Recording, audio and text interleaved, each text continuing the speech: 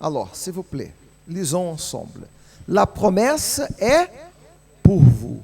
La promesse est pour moi, est pour chacun de nous. C'est Jésus qui a, c'est Jésus qui Dieu a. Vous avez la foi ou vous n'avez pas? Alors, lisons ensemble, s'il vous plaît. C'est Jésus qui a ressuscité. Nous en sommes tous témoins. Actes chapitre 2, verset 32. Pourquoi les premiers chrétiens ont-ils cru en Jésus au point de payer, c'est-à-dire au point de mourir?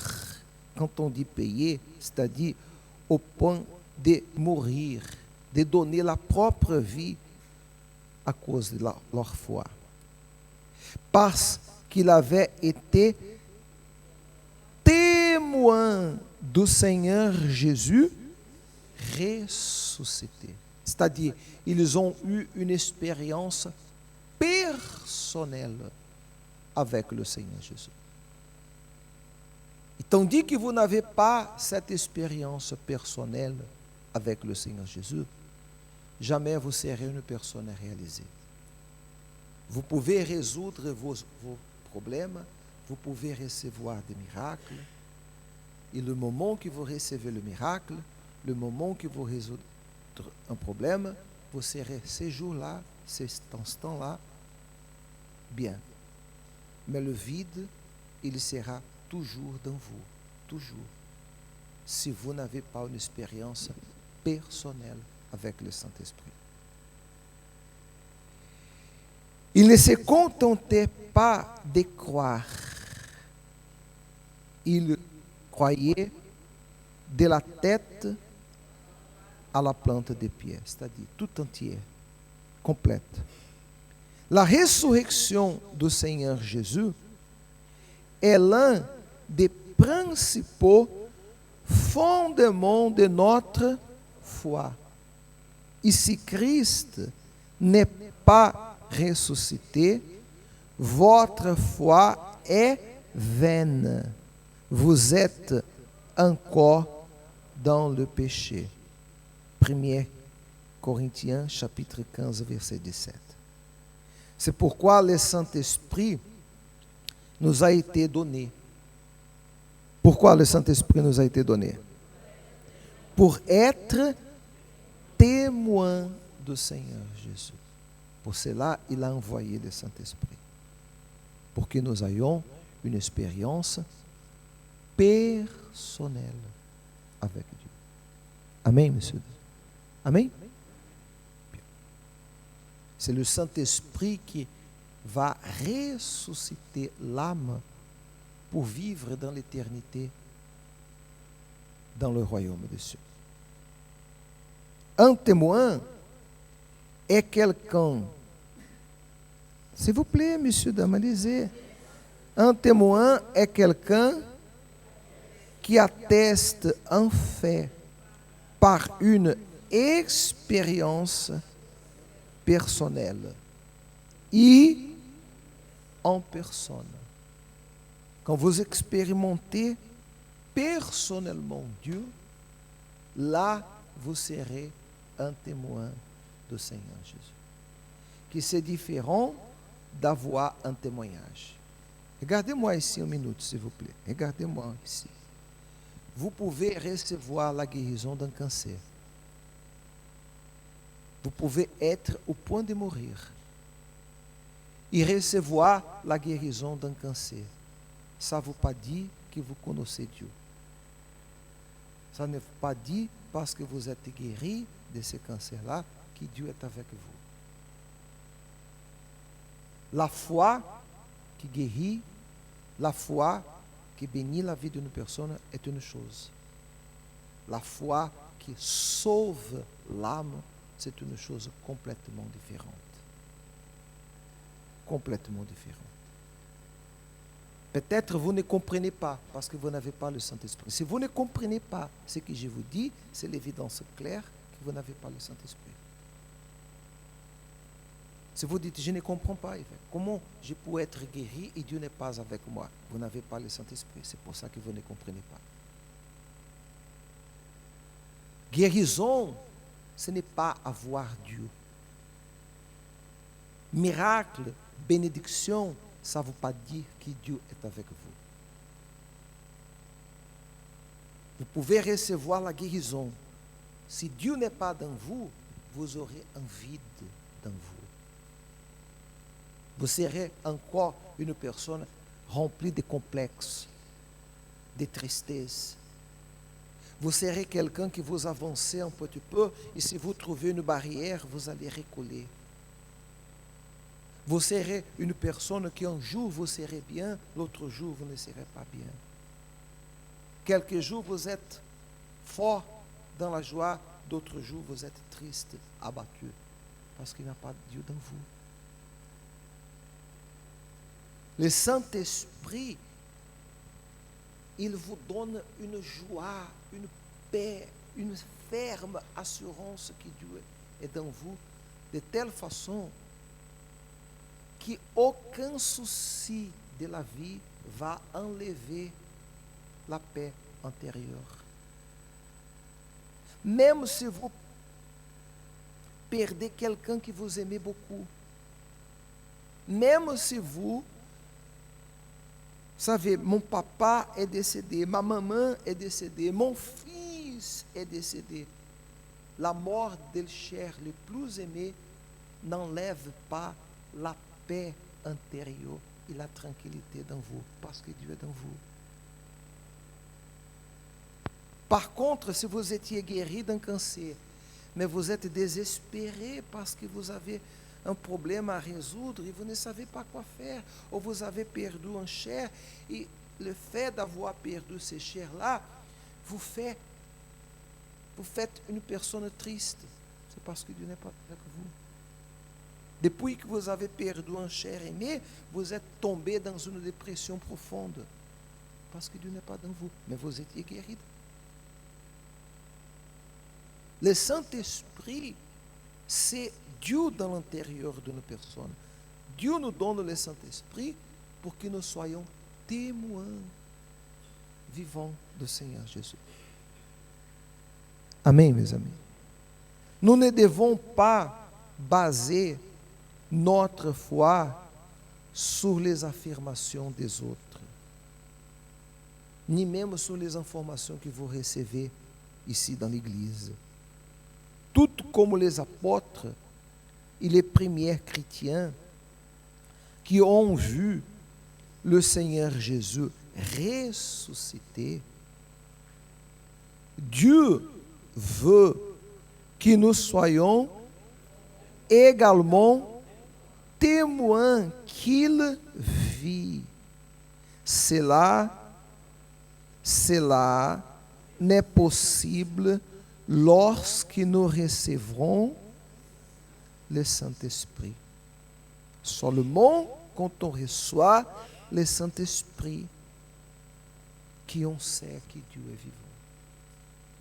Expérience personnelle. Du contraire, sera information. Seulement des informations. Jamais vous aurez conscience de ce que signifie sans cette expérience. Jésus a dit, mais vous recevrez une puissance. Quelle puissance? Quelle puissance, messieurs, dames? Le Saint-Esprit survenant sur vous, et vous serez mes témoins. Actes, chapitre 1, verset 8. Combien de fois, par exemple, vous étiez dans une situation que vous devez prendre une décision et vous ne savez pas quoi faire? Vous avez vécu déjà cette expérience? Oui ou non? Vous avez vécu, oui ou non? Parce qu'il manque le Saint-Esprit. Vous n'avez pas le Saint-Esprit à ce moment-là. Et vous étiez perdu. Qu'est-ce que j'ai fait? Qu'est-ce que j'ai fait? Pourquoi? Parce que sans le Saint-Esprit, vous êtes désorienté. Sans le Saint-Esprit, vous n'allez pas jamais savoir, messieurs, dames, comment agir.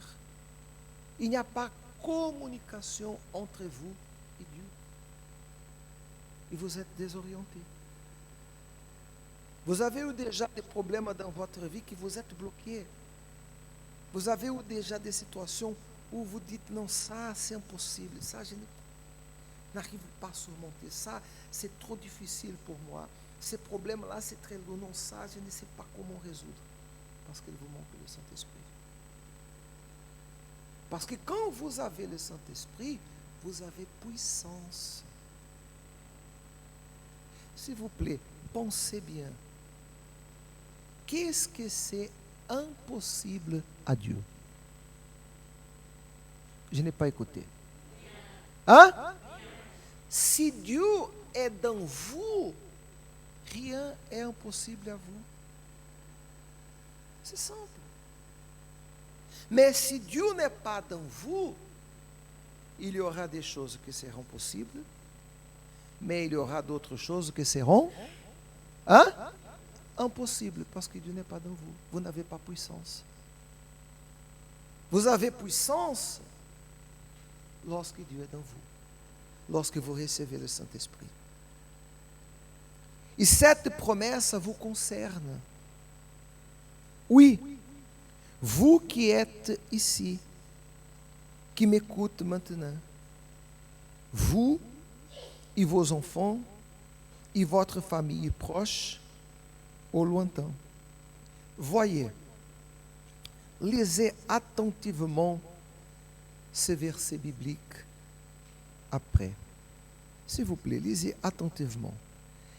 Après avoir entendu ces discours, ils eurent le cœur vraiment touché.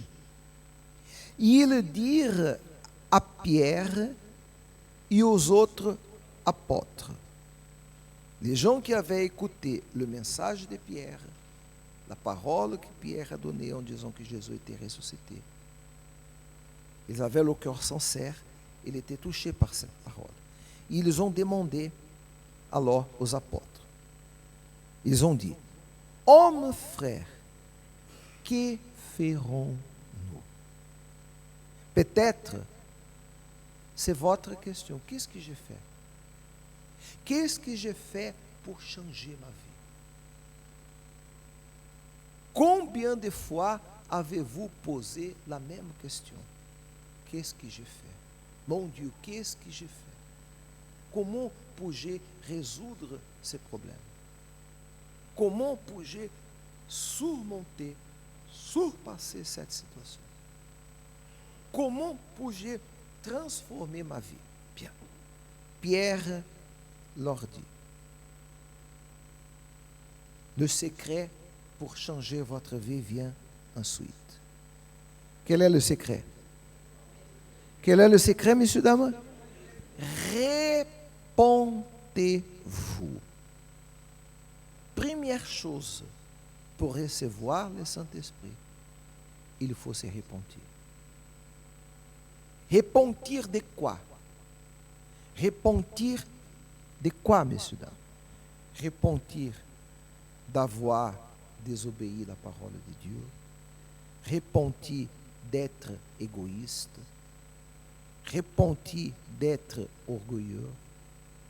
Repentir de prioriser bien les choses au lieu de prioriser la volonté de Dieu. Repentir de toutes et quelques erreurs commises, conscientes ou bien inconscientes. Et repentance, ce n'est pas un sentiment. Repentance, c'est attitude. Je suis avec quelqu'un en train de faire quelque chose hors de la loi, un magouille. Je me réponds, c'est fini désormais aujourd'hui. l'affaire entre nous, c'est fini. C'est décision. Repentance, c'est tourner le dos vers le péché. Repentez-vous. Et que chacun de vous soit baptisé au nom du Seigneur Jésus. D'abord la repentance, pour que le péché soit mort. Ensuite, le baptême dans l'eau pour enterrer le péché, pour effacer le passé et commencer une nouvelle vie. Repentez-vous et que chacun de vous soit baptisé au nom du Seigneur Jésus pour le pardon de vos péchés. C'est-à-dire, s'il n'y a pas la repentance et le baptême dans l'eau, il n'y a pas non plus le pardon des péchés. Et le péché empêche la personne de recevoir le Saint-Esprit. Alors, repentez d'avoir gardé haine contre quelqu'un, repentez d'avoir jalousie. Tout le monde, quand on dit qui est victime de la jalousie, plusieurs personnes lèvent la main. Mais quand on dit qui est jaloux, personne ne lève la main. Mais si quelqu'un est victime de jalousie, c'est parce qu'il existe ceux qui sont jaloux. Mais personne, elle reconnaît qu'elle est jaloux. Jamais. Mais parfois, elle est jaloux. Repentance de juger, de condamner, de dédaigner l'erreur de l'autre. Repentance de tout ce qu'on a fait qui est contraire à Dieu. Lorsqu'il y a la repentance et le baptême dans l'eau, le péché est pardonné. Lorsque le péché est pardonné, alors vient là le résultat. Et vous recevrez quoi? Et vous recevrez quoi? Les dons du Saint-Esprit. Les dons du Saint-Esprit. Car la promesse est pour qui? La promesse est pour qui? Est pour vous, est pour vos enfants, est pour ceux qui sont au loin, et aussi un grand nombre que le Seigneur notre Dieu les appellera. Actes chapitre 2, versets 37-39. La promesse est pour vous. La promesse est pour vos enfants. La promesse est pour votre famille. La promesse est pour nous qui sommes ici, pour ceux qui viendront demain ou après-demain ou la semaine prochaine pour la première fois. La promesse est pour ceux qui sont perdus là dans le monde, qui sont loin de Dieu, mais que Dieu va les appeler bientôt pour qu'ils soient au milieu de nous. La promesse est pour tout le monde. Mais ce n'est pas parce que la promesse est pour tout le monde qu'automatiquement elle va s'accomplir. C'est clair ou c'est pas clair? C'est clair ou c'est pas clair? Bien. Lorsque vous recevrez cette promesse, le Saint-Esprit, s'il vous plaît, lisez avec moi. Lorsque vous recevez cette promesse, le Saint-Esprit, la promesse, non, attendez, quelle est la promesse? Ça doit être clair. La promesse, c'est quoi? Le Saint-Esprit. La promesse qu'on parle, ce n'est pas guérison. La promesse qu'on parle, ce n'est pas prospérité. La promesse qu'on parle, ce n'est pas solution des problèmes. Parce que vous pouvez résoudre tous vos problèmes. Si vous ne recevez pas le Saint-Esprit, vous serez malheureux. Et vous pouvez n'avoir aucune solution des problèmes. Mais si vous recevez le Saint-Esprit, vous serez la personne la plus heureuse du monde. Et tous les problèmes vont tomber par terre. Parce que Dieu dans vous, c'est comme vous devenez comme une flamme. Il y a une image, cherchez à moi s'il vous plaît, cette image-là qu'on utilise comme logo du groupe des pasteurs. Il y a une image que je vais vous montrer ensuite, qui est l'image claire d'un être humain qui a le Saint-Esprit. J'utilise cette image dans notre groupe de WhatsApp des pasteurs. Pour que chaque pasteur ait conscience qu'est-ce que nous sommes dans ce monde. Ensuite, vous allez voir dans les écrans l'image. La promesse, c'est le Saint-Esprit. La promesse, c'est le Saint-Esprit. OK? Bien. Lorsque vous recevez cette promesse, le Saint-Esprit, vous deviendrez quoi? Un véritable témoin du Seigneur Jésus. Parce que vous avez connu Jésus personnellement. Vous n'avez pas connu Jésus parce que le pasteur a prêché Jésus. Parce que vous allez lire dans la Bible Jésus. Vous avez lu dans la Bible. Non. Vous deviendrez un témoin parce que vous avez une expérience personnelle. Amen. Quiconque que vous regarde verra que vous connaissez le Seigneur Jésus. Votre famille connaîtra Jésus à travers de vous. C'est dans cet esprit que nous vivrons le jeûne de Daniel jusqu'au dimanche de la résurrection. Comme les disciples qui ont été confinés au cénacle pendant 10 jours, jusqu'à ce qu'ils reçoivent le Saint-Esprit, concentrons-nous pendant ces 21 jours. Et qu'il ne manque plus 21, mais il manque 15 jours seulement pour finir les jeûnes de Daniel. Ce qu'il faut faire, premier, déconnectez-vous de toute information futile et inutile. Deuxièmement, connectez-vous avec la parole de Dieu et les choses de Dieu. Venez à l'église au moins 3 fois par semaine pendant le jeûne. Ce sont des conseils pratiques pour vous aider. Je vais finir et faire la prière. S'il vous plaît, retournons le verset d'Actes qui est là. Et après repentance, après baptême dans l'eau, ok? Repentance sincère. Après repentance sincère, après baptême dans l'eau, ok? C'est clair ou c'est clair? Vous me suivez? Après repentance, repentez-vous, et que chacun soit baptisé au nom du Seigneur Jésus pour le pardon de vos péchés. Sans la repentance, il n'y a pas le baptême. Baptême, dans ce cas, ce n'est pas le baptême d'enfant, de bébé.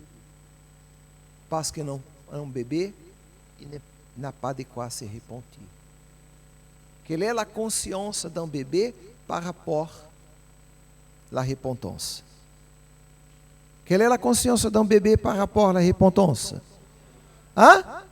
Aucune. Il n'a pas conscience. Alors, le baptême de bébé, ce n'est pas un baptême biblique. Le baptême, c'est le baptême d'un adulte qui reconnaît, je suis très orgueilleux, je suis très méchant, je suis quelqu'un que je parle mal de tout le monde, je suis quelqu'un que je regarde une personne et je dis, ce monsieur-là est bizarre, regarde-le. Ah non, je n'aime pas sa façon. Tu vois comme il est bizarre? Mais je n'ai jamais parlé avec le monsieur.